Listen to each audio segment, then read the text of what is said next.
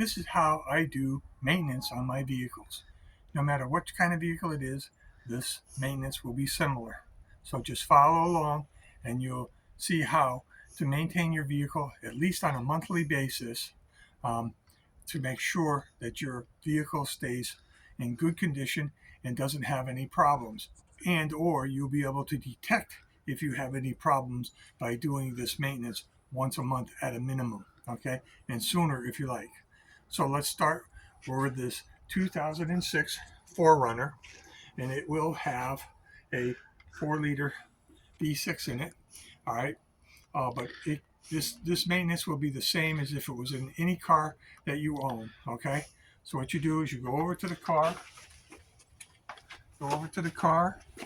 and you open your hood, okay? Support your hood. And the first things you want to look for are you want to look for anything that's out of norm. Like you start with your fluids, okay? Now this is your brake fluid container here, and there's markings on the side. So what you have to do is you have to make sure that your brake fluid level is at the markings that are on the container. And they usually are the same on all cars as far as, being able to see whether they're higher, lower, or not, all right? Then the next thing you go to is you look and check your window wash, which is down the bottom there. You can see there's fluid down the bottom. If you can see the fluid in the tube, then it is full enough and you don't have to add any, okay? The next thing you go over to is this. This is the coolant. Usually they have markings on all of these things, like this is coolant, this is windshield wash, this says power steering fluid. You want to check all of these, okay? And this is checked by looking over here on the side. They usually have markings, okay, to show where your fluid level is. On this particular vehicle, you do this when the vehicle is cold, and it's right at the top, okay, of the zone that it has to be in to be correct, all right? Then the next thing you want to try and do is you want to check your oil. Here's your oil dipstick.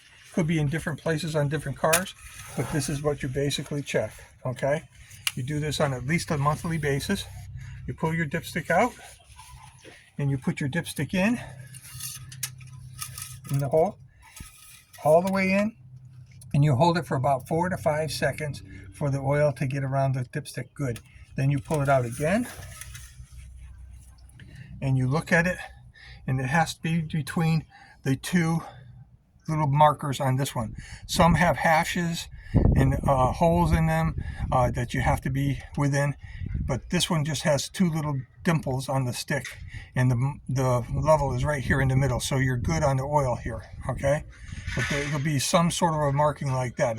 It could even say down here add ADD if it was below this number, this marker here.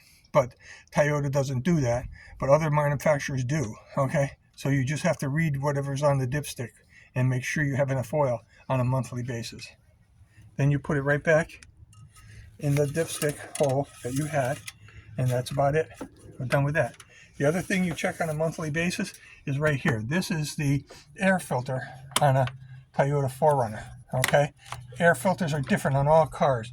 They could be on the other side of the car, they could be in the middle, they could be all over, but this one just comes out like this, okay? And it has a filter like this that you check. And you check these you replace these every 10,000 miles, but you check them every month, okay? And you can just hold them up into the air like this, and if you can see sunlight through there or a trouble light through there, the filter is in good condition and you don't have to replace it.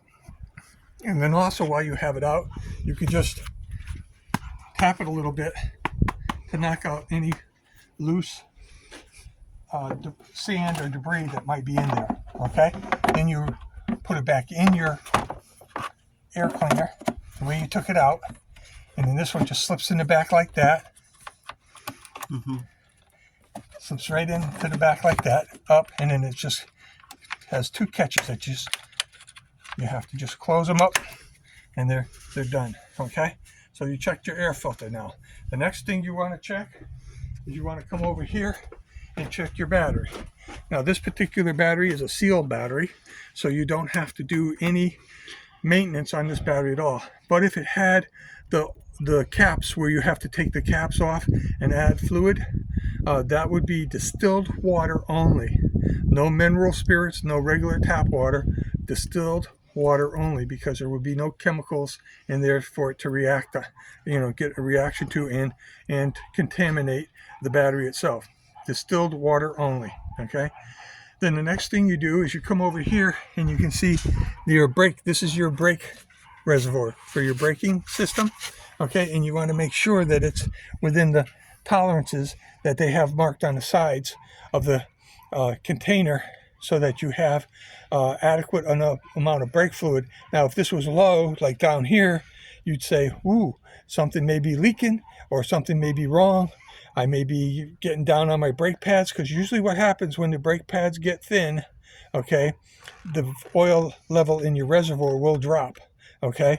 And if it gets below this certain point here, or even in this low part of the reservoir, you want to check to see if you got any leaks. And the other thing you want to check for is if your brake pads are wearing out and you need to replace them. That's a good indicator of low brake pad thickness, okay? Because as the calipers or the brake cylinders on your car expand and contract, when they expand to put the brakes on, they stay at that level, okay, as the brake pads wear. And this fluid will go down over time because the pads are wearing thin, and the cylinders at all of your wheels are filling up with more and more oil. That's the reason why you look at this, okay?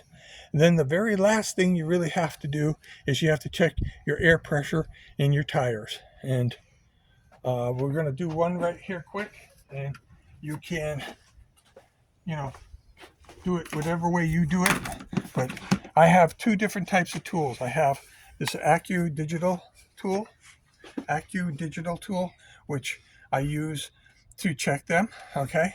And I have this other one, which is a dial type for hard to reach places. This one is more or less one that you have to use when you're trying, like on the spare tire of this vehicle, you have to use this one, because getting to the valve stem, you have to use that particular checker, valve connection, because if you don't, you won't be able to get a good seal on it, and you won't get an accurate reading on the rear spare tire up underneath. But these digital ones can kind of be used on most tires. Some tires you can't. It all depends on the length of your valve stem on the side of the tire. So let's go to a tire.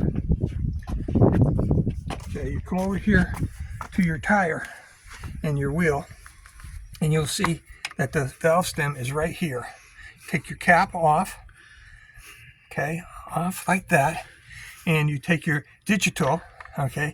I always start with the digital, and if I can get it on there, okay, and get a good seal, I can get a good reading, and they're at 37.5 pounds. Now that's cold. 37.5 pounds is really close to what I like to run. I run 38 in most of all my tires my whole life.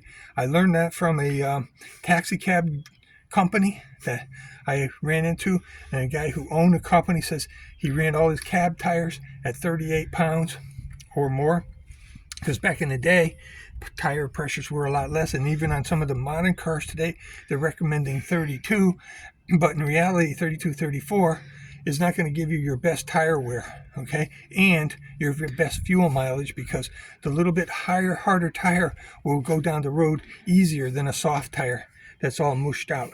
So that would be one of the gauges you could use, or you can use one like this and put it on there, and it tells you 38 pounds.